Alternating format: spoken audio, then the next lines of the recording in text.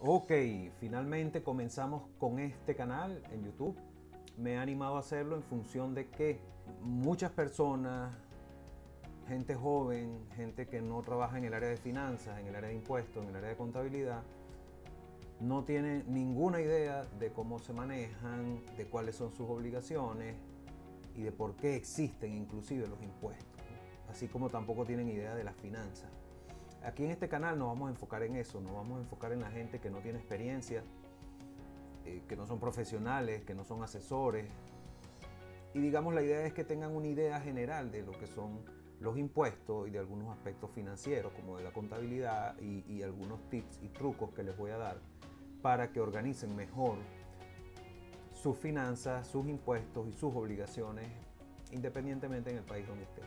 Yo estoy en Venezuela, un país con muchos problemas, con muchos problemas legales desde el punto de vista de lo enredado de las leyes, de lo difícil que es cumplirlas. Y en función de eso nos ha tocado esta labor didáctica. Además soy profesor universitario y los alumnos cuando están en la universidad pues evidentemente no tienen experiencia. Y digamos que enseñar temas tributarios es complicado, es complejo, pero sin embargo sí creo que es necesario que haya una cultura general en ese sentido. Entonces este canal está dirigido a ti que eres un estudiante, que eres un profesional que no estudiaste finanzas, tributación, contabilidad, administración, sino que tienes la necesidad de conocerlo porque además, como lo dijo Benjamin Franklin, usted se podrá salvar de cualquier enfermedad, pero de ahí dos cosas de las que no se salvará. Uno es la muerte y la otra son los impuestos. Cuando converso con gente que no tiene experiencia y que apenas se entera de que existen los impuestos, lo primero que me preguntan es por qué hay que pagar el impuesto sobre la renta, o qué es el impuesto sobre la renta y por qué es obligatorio. Bueno, simplemente porque vivimos en un estado, eh, llámalo como lo quieras llamar, un estado socialista, capitalista, minarquista, liberal, socialdemócrata. Ese estado como tal requiere de que sus ciudadanos sufraguen sus gastos. Si un conjunto de ciudadanos en un territorio deciden otorgar el poder a una burocracia para que los organice, eso conlleva gastos.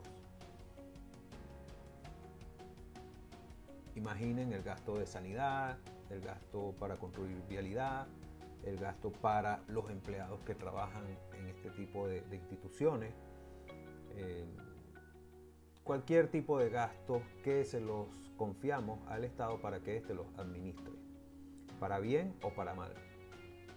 Pues esos gastos se sufragan principalmente con tributos. Los tributos son diversos y ya tienen ciertas características técnicas que no las hablaremos aquí. Como algunos se denominan contribuciones, otros se denominan tasas y otros se denominan impuestos. Si nunca te has enfrentado al impuesto sobre la renta o apenas te enteras de que eres contribuyente de este, seguramente sí conoces el impuesto al valor agregado. Es un impuesto que normalmente pagamos cada vez que hacemos una compra de ciertos productos o de la mayoría de los productos. ¿Okay? Tú vas a cualquier negocio, pagas una factura y eso viene con un recargo que es el impuesto al valor agregado. Bueno, ese impuesto al valor agregado va al Estado y el Estado luego va al presupuesto y de allí salen los gastos de la nación. El impuesto sobre la renta no es ese. El impuesto sobre la renta es un impuesto que grava, como lo dice su nombre, el rendimiento, que grava la renta, que grava la ganancia que tiene un ciudadano o una empresa durante un periodo determinado, que en el caso de la mayoría de los países es anual. Y si bien te he comentado que grava la renta, que grava el rendimiento, pues en el caso de las personas naturales, en algunos países se les denomina personas físicas, que somos los seres humanos. No es así, ya que tiene muchas limitaciones. Por ejemplo, por línea general, las personas que trabajan bajo relación de dependencia, es decir, los asalariados, son considerados como contribuyentes por el monto de sus sueldos y de sus salarios. Digamos que ese sueldo, ese salario se considera en líneas generales, luego veremos algún detalle de esto, como su ganancia. es decir, no admite deducciones, no admite gastos. Al contrario de las personas que se dedican a actividades comerciales, donde sí tienen el derecho de desgravar o de descontar todos sus costos y todos sus gastos en esta actividad comercial. De eso hablaremos en otro capítulo.